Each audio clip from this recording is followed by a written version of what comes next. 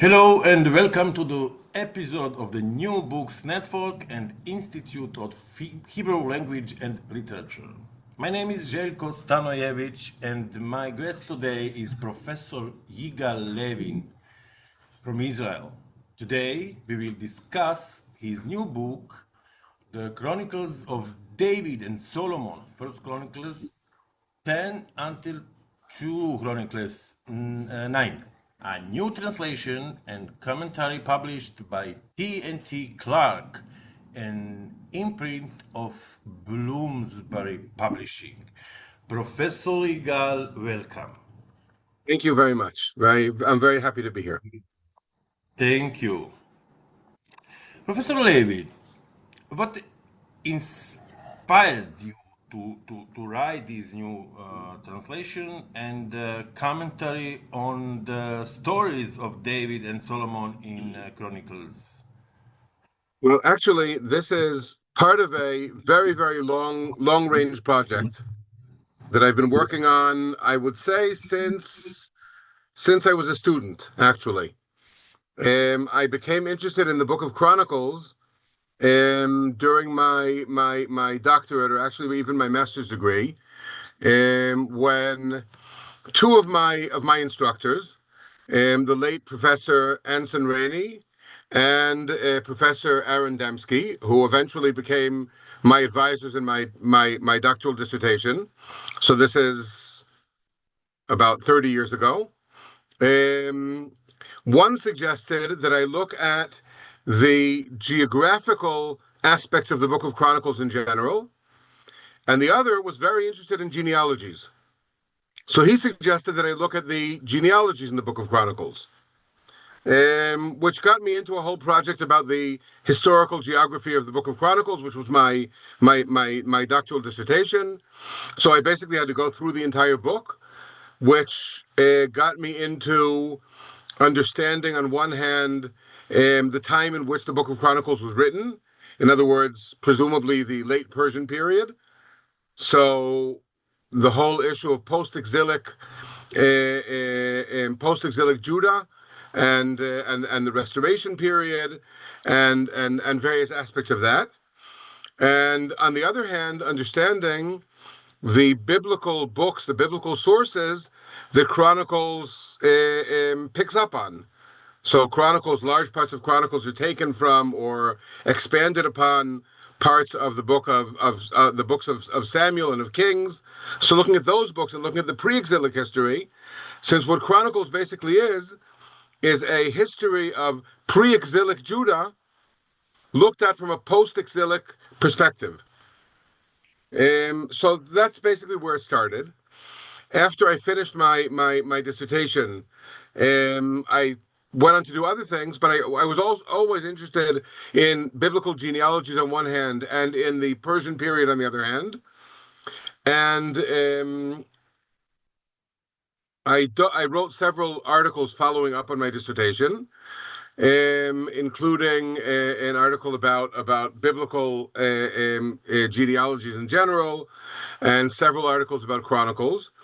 And at some point, I was approached by the late David Noel Friedman, who was thinking about editing a full commentary on all of the books of the Bible, something that would compete with the Anchor Bible commentary, which he had been involved in and then left. And so he wanted to do his own commentary, and I signed up to do the part on Chronicles, and then he passed away. And the whole commentary project was then picked up several years later by David Kleins of Sheffield Academic Press, or actually Sheffield Phoenix Press. Okay, this was the later iteration of Sheffield Academic Press, and from the University of Sheffield. And again, I agreed to work on the commentary, and I started working on it. And at that time, we decided that it would be a 3-volume commentary. The first volume, but I would write it backwards. In other words, I would start with the third volume, which dealt with Second Chronicles chapter 10 to the end of Second Chronicles. Then I would do the middle volume, which is David and Solomon. So actually Saul, David, and Solomon. So from First Chronicles 9 to Second Chronicles 9, or from First Chronicles 10 to Second Chronicles 9, which is the present volume. And then I would do the third volume, or the first volume, which would be the genealogies in Chronicles, which are the first 9 chapters. The reason we decided to do it that way, there are basically 3 reasons. The first reason is because I felt that doing the later chapters in the book are easier. Okay, they're easier to do. They're easier material. It has a flow. It's less complicated than the genealogies. So I felt that would be easier. The second reason is because, usually when you write a book, you write the introduction after you finish the book. But if you do a series, then you either write the introduction before you've actually done the rest of the series, so you run into a certain amount of danger there, or you have to write a separate introduction for each book, which will be a full introduction. And I felt that the first volume in the completed work should include a lot of introductory material, which I really wanted to be able to write after I've already done the commentary on the rest of the book. And the third reason, and this is what actually convinced the publisher, was that at that time, 2 series had already published major commentaries on First Chronicles. One was the Anchor Bible, actually. Gary Knoppers had just was in the process of finishing his commentary on First Chronicles. Unfortunately, he died, and the second half of Chronicles was never finished. And Ralph Klein had just finished First Chronicles as part of his commentary, and had not yet started on Second Chronicles. So I said to the publisher, well, okay, there are now 2 major new commentaries on First Chronicles. I'll start with Second Chronicles. So it'll be more of a wedge into the market, which David Klein's liked the idea, and that's how I started doing it. Only as I had finished the first volume, which is called The Chronicles of the Kings of Judah, and sent him the manuscript, he then announced that for financial reasons, Sheffield Phoenix Press was going to close. So I had this manuscript of a book that I'd been working on for several years, and no publisher. Fortunately, he had reached an agreement with T&T Clark, Bloomsbury, that they would pick up books that had already been written for Sheffield Phoenix Press. So the whole thing moved to Bloomsbury, to T&T Clark. That had the slight disadvantage of the fact that it is not part of a series anymore. Okay, true, the T&T Clark have their commentary series, the International Critical Commentary. And actually, the volume on Chronicles in that series was written in 1910, so quite a long time ago. So I actually thought that it would be appropriate for my commentary to fill in that gap, but they decided that they preferred a different style of commentary. So my 3-volume commentary is a standalone commentary only on Chronicles. It's not part of a wider series, but I think that 3 volumes is nice. So the first volume, the Chronicles of the Kings of Judah, was completed in 2017. The Chronicles of David and Solomon, which is our focus here, was just completed last year. And now I'm starting to work on the first volume, which will come third, which will be called the Chronicles of All Israel, which will deal with the first 9 chapters of Chronicles with all the introductory material. And I assume it'll take another 3 or 4 years to finish. Okay, thank you. After this very nice introduction, I want to let's talk about ourselves. I want to introduce myself. Just 5 seconds, 10 seconds, and please, after this, you introduce yourself because our listeners and our viewers want to maybe don't know who are you. I'm knows, but maybe somebody not know. So I'm Željko Stanojević from Serbia, from Pančevo, small city near Belgrade, working at Institute of Hebrew Language and Literature in Belgrade, and I'm researcher of Hebrew language, modern and biblical Hebrew language, and of course I'm the editor in European Hebrew Journal. Who are you? Excuse me. Okay. Just open the window. Okay. Who are you? Okay. Where are you work? So I'm YIGAL LEVIN. I teach at Bar-Ilan University in Israel, which is in Ramat Gan, which is a suburb of Tel Aviv. I live not very far from there. It depends on traffic how long it takes me actually to get to the university. That's also where I studied, where I did my various university degrees, in the same university. But at the moment, and for the past several years, I've been teaching in the Department of Jewish History and Contemporary Judaism, which right now I'm also actually the chair of the department. So unfortunately, I've had to take on that role. So I'm actually the head of that department of Jewish history and contemporary Judaism. My specific role in the department, I am one of several people who teach biblical period Jewish history. So the history of Israel in the biblical period. Every year I teach an introduction course to that topic, in which we start with the Bronze Age and go through, hopefully reaching the Babylonian exile.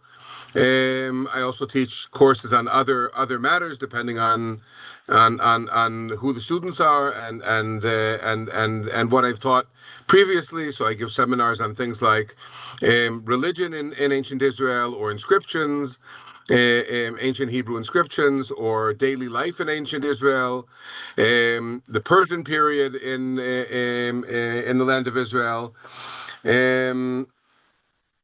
So that's basically what I do, and in between my various administrative jobs, I also try to publish as much as possible on various topics.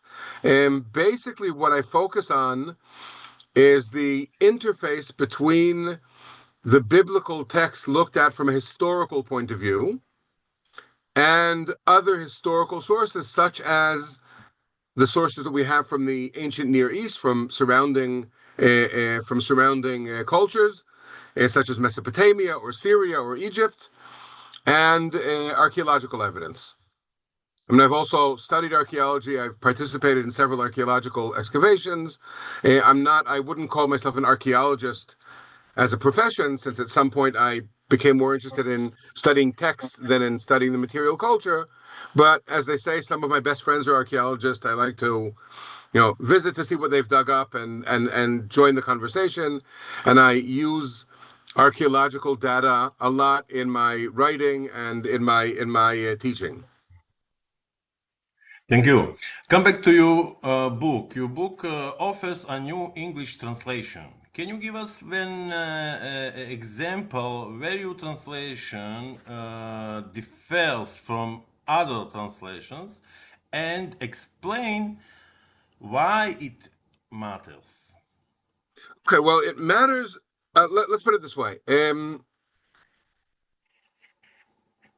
Commentaries on biblical books have two choices. One is to simply use the accepted translation of that biblical text and to comment on it. Okay, that's what a lot of commentaries do. They simply take one of the accepted translations. Okay, if we're talking about English, then we're talking about the New Revised Standard Version or the Revised Standard Version, or various other translations, the JPS translation and so on, or to try to translate on their own. The problem, of course, with all existing translations is that any translation is an interpretation. And as we learn more and more about the text, and as our linguistic knowledge grows, and as new thinking, as we think differently about the text, different scholars will have different ways of translating things. Very often, if you take commentaries that are based on an existing translation, you will see that the commentator has to explain the translation as well, and why they chose to, where they disagree with the translation. So I felt that it would be better to simply translate on my own. Now, I will admit that I did base the translation on an existing translation. In other words, the basis of of my translation is the New Revised Standard Version. But basically, that forced me to go over every single word, compare various modern and ancient translations, and think about every single word and try to understand whether I agree with the standard translation, whether I think it should be translated in a different way, whether I think that the translation is consistent. Obviously, within the same book, I want to translate the same terms more or less consistently, although I can't always do that, because sometimes the same word in Hebrew will have slightly different meanings in English. There's also a question of to what extent I want the translation to be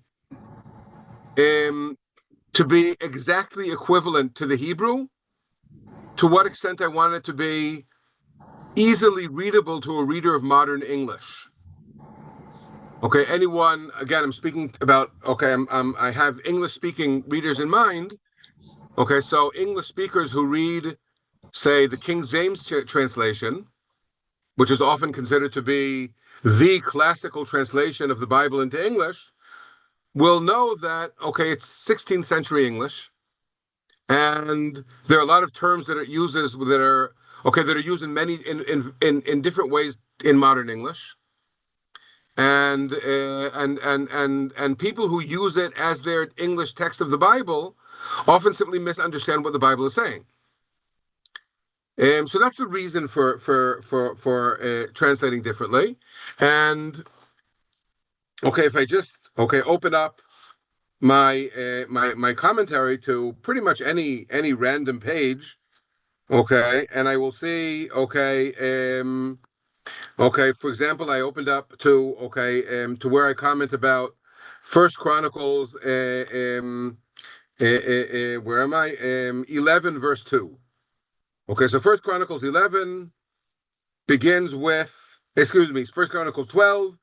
These are those who came to David at Ziklag while he was yet constrained because of Saul, son of Kish. They were among the warriors, helpers in war. And then in my footnote, I have, this is on page 63 if you're following along.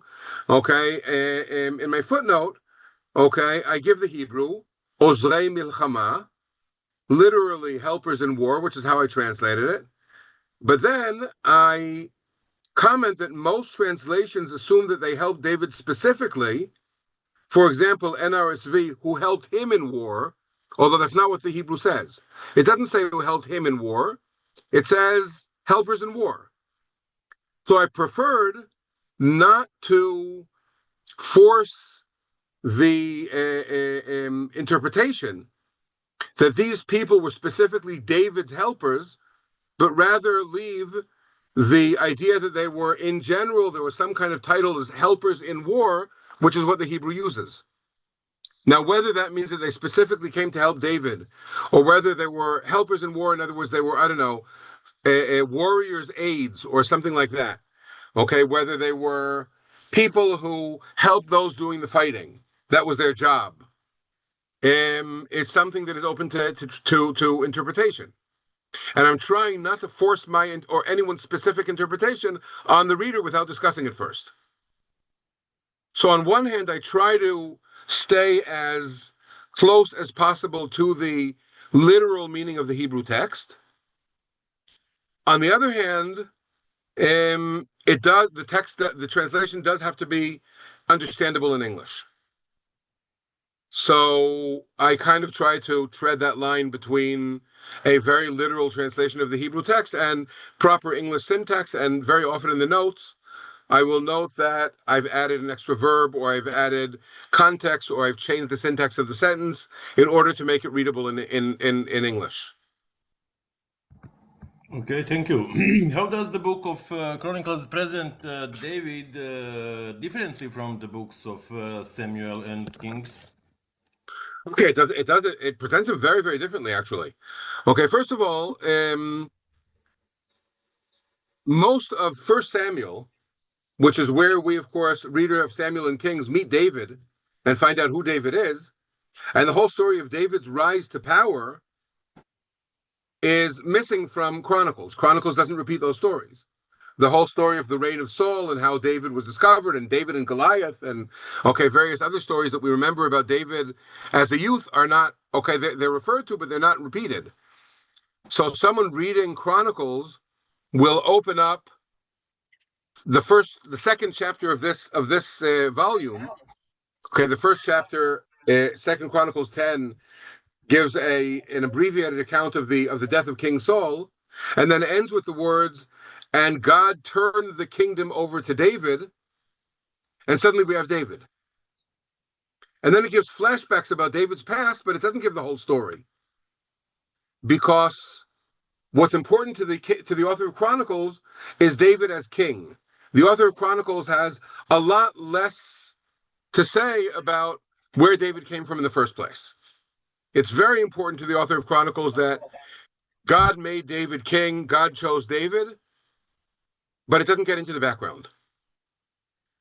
And then where Chronicles does repeat most of the stories of David's conquests, his conquest of Jerusalem, his conquest of other nations, his wars against various enemies, it does not repeat almost any of the stories that we have in 2 Samuel about the internal workings of David's court. The story of the rebellion of Absalom, or the story of, Bathsheba and David watching her bathe from a rooftop. And, those stories do not appear in Chronicles. Now, you could say that the reason they don't appear in Chronicles is because these are stories that make David look bad, and where the author of Samuel was willing to let those stories stand, or he had some kind of idea he wanted to make of those stories, the author of Chronicles has a different picture of David in mind. But in any case, those stories do not appear. Now, one question that I ask myself when writing this commentary is whether the author of Chronicles is assuming that his reader is familiar with the earlier sources of the Bible, say, in this case, with the Book of Samuel, or whether he intends his story, his version, to replace the earlier story. My particular feeling is that the author assumes that his reader is familiar with the earlier stories. In other words, the author is assuming that the reader would know about David and Bathsheba, he would know about Absalom, he would know all these stories. What the author of Chronicles is saying is, in the big picture, they're less important. Yes, they're there, they're in the background, you know about them. I'm not going to repeat them because they're less important. And then the whole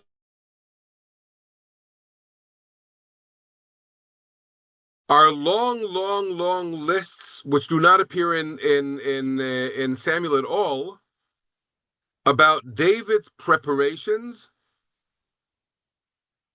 for building the temple. In other words, David in Chronicles gets as much credit for building the temple, even probably more credit than Solomon does. Where if you look at the Book of Samuel, in chapter 17 there, David says, I would like to build a temple. God, through the prophet Nathan, says, no, it's not time. Your son will build the temple, for various reasons. And that's the end of it. In Chronicles, that's only the beginning of the story. Because then David keeps doing things in order to in order to facilitate building the temple, which eventually Solomon will do, but David does all of the preparations, none of which is hinted at in Samuel, excuse me. Okay, thank you. How has your understanding of the book of Chronicles changed during your many years of research? And what questions would you like to study in the future? Okay, so first of all, I've become much more skeptical about Chronicles as a historical source. In other words, when I started off as a naive graduate student, okay, it was probably also, okay, a product of the time, 30 years ago. I would say I was much more willing to actively look for places in which I can say, here you see Chronicles preserves knowledge about the pre-exilic period, which for some reason the books of Samuel and Kings does not preserve. Now, there still may be places like that. I'm not saying there aren't. Okay, I actually recently read a dissertation of a graduate student at my university, not someone who I advise, but someone else who made that claim. Okay, at least for the later part of the kingdom of Judah, it's possible. But I personally have become much more skeptical. My view has become much more diachronic. Okay, when I look at and when students of mine write about various aspects of the history of pre-exilic Israel, I tell them to make sure that they do not mix evidence from Samuel and Kings on one hand and Chronicles on the other hand. These are two separate works written at different periods with different points of view, and you can't harmonize between them. You shouldn't try to harmonize between them. You can, obviously, because that's what interpreters have been doing forever, but you shouldn't try to. You should look at each one as a specific historical work or a specific literary work. I've also become, I think, much more sensitive to literary aspects of the Book of Chronicles. In other words, I understand that the author of Chronicles is an author. He's using literary devices in order to get his messages across. And yes, while he is writing a historiography, it's not necessarily a history in the modern sense of the word. Now, that's true, of course, of any biblical literature. But I think in Chronicles' case, it's much more specific than in other cases. What would I like to do in the future? With Chronicles, first of all, I'd like to finish the final volume. Okay, so hopefully I will manage to do that together with my various administrative duties. I will manage to get into that and to do it. I think that reopening the question of biblical genealogies, which is something that I haven't really dealt with in depth for several years, but now since I'm more mature, I think as a scholar, I think that I'll come to new understandings of that type of literature as well. Okay, I wrote quite a bit about genealogies many years ago, but I think that a fresh view of all that material will lead me to new ways of thinking. So that's as far as Chronicles is concerned. I do have other issues in biblical historiography which I would like to look into. I'm very much interested in recent years in prophetic historiography. In other words, what actual historical information can we find in the prophetic literature in the Bible? To what extent were various prophetic works, Isaiah, Amos, Micah, and so on, to what extent can we see them as a product of any particular historical time? Or to what extent should we look at them as something that's been edited over years and not really related to a specific historical circumstances? Okay, that's something that I've been thinking about a lot in recent years. and I think that would be my next major project if I had the choice. And we will see. You know, one of the nice things about our field is that we suddenly become interested in something and start reading about it and then start writing about it, and who knows where it will lead. Yeah, thank you. Just one question. This book is part of your larger project on the Book of Chronicles. Yes, this How? part is volume 2 of the a Yeah, three yeah, volume. yes, like you said. Mm-hmm. How is it connected with your early book, The Chronicles of the Kings? Because our listeners maybe don't know of the Kings of Judah, and what are you planning for the final volume? Okay, so first of all, this volume, like I said, the Chronicles of the Kings of Judah is volume 3 Yeah. of the entire commentary. This is volume 2, and the Chronicles of all Israel will be volume 1. So eventually, once it's all published, it will be a running commentary on Chronicles from the beginning to the end. However, since I began at the end, and my thinking has changed a little bit, and I think I've learned a little bit in the years that have passed at least. I am sure, and I wrote this in the introduction to this volume, that people who read volume 3, in other words, the Chronicles of the Kings of Judah, carefully will be able to see places where I'm not totally consistent between the two volumes. In other words, where my thinking has changed a little bit. Okay, there are obviously things that if now I would write the third volume, I would maybe do them differently. But that's always true, I think. Anyone who works on a project for so many years, okay, things will change. So I try to be as consistent as possible. But basically, okay, if you read this volume and then you read the Chronicles of the Kings of Judah, you can go straight from one to the other. Thank you. You are also a member of the editorial board of the European Hebrew Journal. What would you say to scholars who are considering submitting the research to the journal, and why should they choose the European Hebrew Journal for their work? Well, the European Hebrew Journal is a new journal. Okay, so far only one issue has been published. Okay, issue 2, from what I understand, is being worked on. It's impossible really to know in advance what place a journal will be able to claim within the wider pantheon of scholarship. Okay, as you know, there are biblical studies journals that have been published continuously for 150 years. So it'll take this journal a while to be able to get to that status. But so far, based on the articles published in the first issue and based on the editorial board, it looks like it has a very good potential.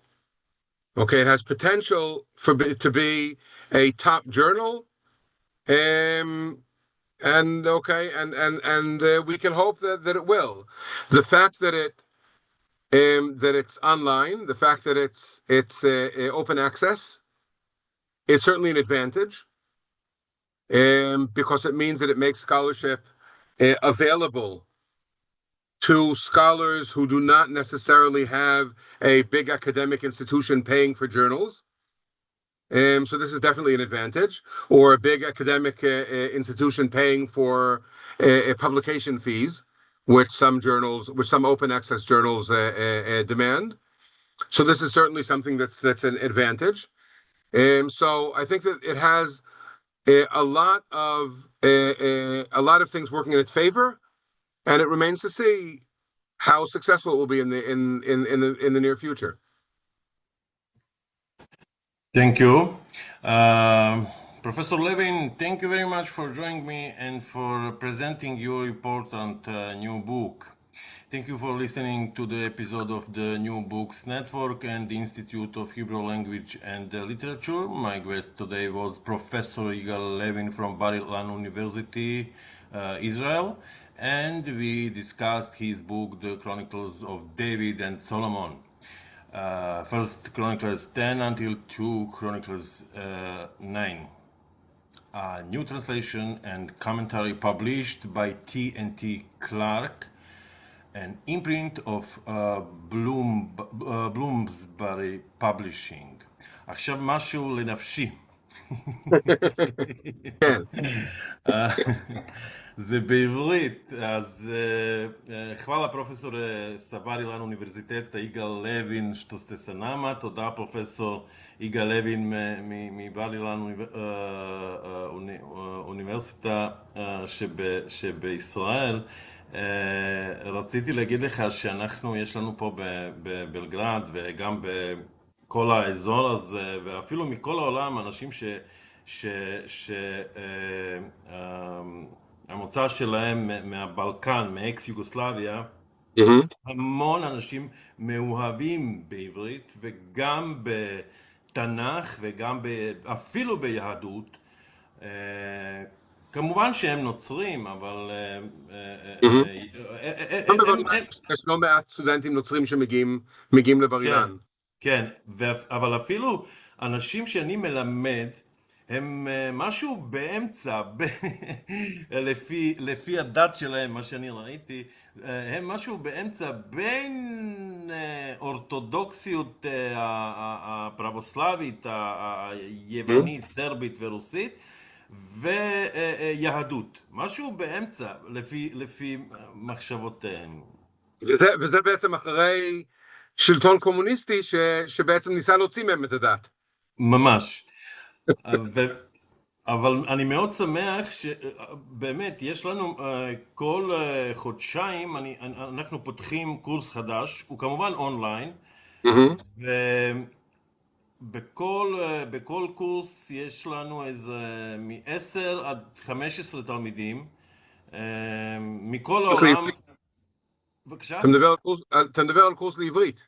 כן, קורס לעברית, ואפילו יש לנו א', ב', ג', ד', עברית מקראית, תנ"כית, ואיך קוראים כבר לפי, תלוי בשפה. ואני ממש שמח הם גם יראו את השיחה שלנו ואת כל השיחות שאנחנו עושים עם הפרופסורים, גם מישראל, אבל גם מארצות הברית, מכל אירופה, מכל העולם. ורציתי עוד פעם להגיד לך תודה שדיברת איתי.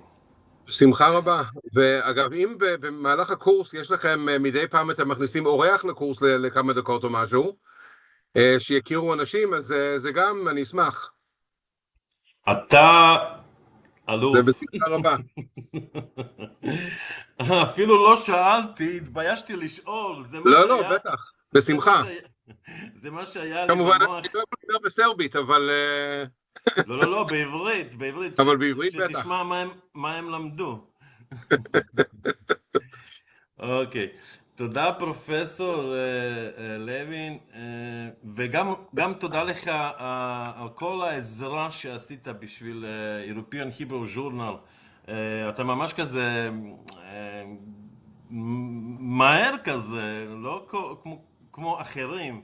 אתה ממש עוזר, אתה עונה, אתה מציע, ותודה. אז נהיה בקשר.